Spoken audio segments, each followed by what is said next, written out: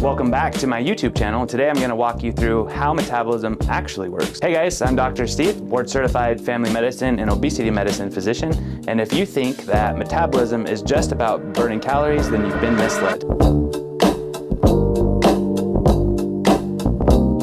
So when we think about metabolism, a true definition is how the body processes calories, so the things that we eat and drink, and converts it into energy to sustain all of our life functions, whether that's breathing, moving, thinking. Everything we do as human beings requires energy. What a lot of people don't realize is that our everyday habits, things as simple like sleep, the things that we eat, so our diet, stress, all of these factors play a major role into the health of our metabolism and how our bodies function. So take, for example, sleep. Most people don't know that if you sleep less than 7 hours a night on average, you actually have a 12% increased chance of premature death. Not only that, but people who don't sleep very well, or less than that 7 hours of night on average, have increased chance of obesity, because sleep affects metabolism in many different ways, and it affects hormone production. So for example, if you are chronically sleep deprived, your body responds to this by increasing productions of hormones called ghrelin, which increases your appetite and decreases energy expenditure. And then it decreases the hormones that make you feel full or make you feel not hungry. Those hormones increase energy expenditure. So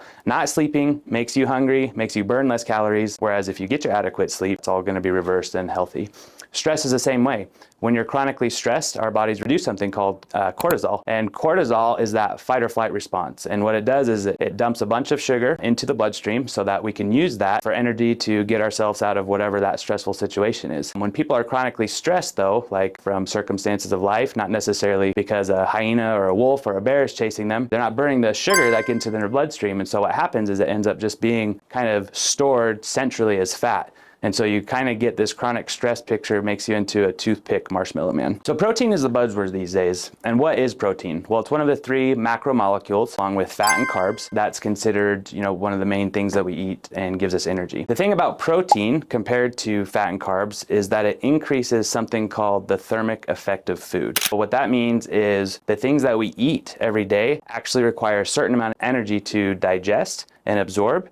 And compared to carbs and fat, protein requires the most amount of energy for our bodies to digest. And so you increase energy expenditure when you take in more protein. Protein also, compared to fats and carbs, helps you stay full longer and reduce appetite.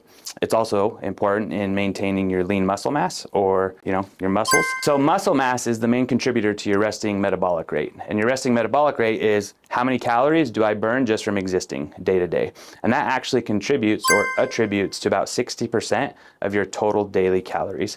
So protein equals muscle. Muscle equals resting metabolic rate equals 60% of the total calories you burn every day. So people ask, is my metabolism broken? I eat the same amount of foods as my sister or my best friend or my husband. I exercise just as much, yet for some reason, I don't lose weight the way they do. I gain it easier, et cetera, et cetera. But a lot of people don't realize is that your gut microbiome, or the balance of bacteria that lines your digestive system, has a lot to do with that. You can have a different balance of certain bacteria that can either lead to weight gain or lead to weight loss. And a lot of that has to do with what we're eating on a regular basis. And this is why diet, not only in terms of calories in and calories out, but also how it affects your gut microbiome plays a huge role in positive or negative weight maintenance. When I approach your health, when I approach weight management, it's definitely deeper and way more than just how much are you eating every day and how much are you exercising every day. Calories in versus calories out. Hormones affect your metabolism. Hormones affect energy expenditure. Hormone production starts in the brain, and a healthy brain needs adequate sleep, right? A healthy brain needs to reset. It can't be chronically stressed without having time to, reset and recover. There's all sorts of things. People underestimate the power of social connection, having good people around you to promote good neurotransmitters in the brain that lead to, happiness and sense of calmness and support. There's a lot of root causes with everyday life that play a role in your metabolism, in your weight, and those are the types of things that I like to go over with people in addition to, yes, what are you eating and how much are you exercising? If you're interested in learning more, booking an appointment with me. Appointments are always free consultations, no risk. We have everything linked up below. Click the click and do the thing. And your metabolism isn't lazy. It's responding to what you give it. Some people talk about how dogs are bad or they suck. And really, we know that a dog's only as bad in as much as its owners fail to train him, right? Metabolism's kind of like your dog. You got to train it correctly if you want it to do the things that you want it to do.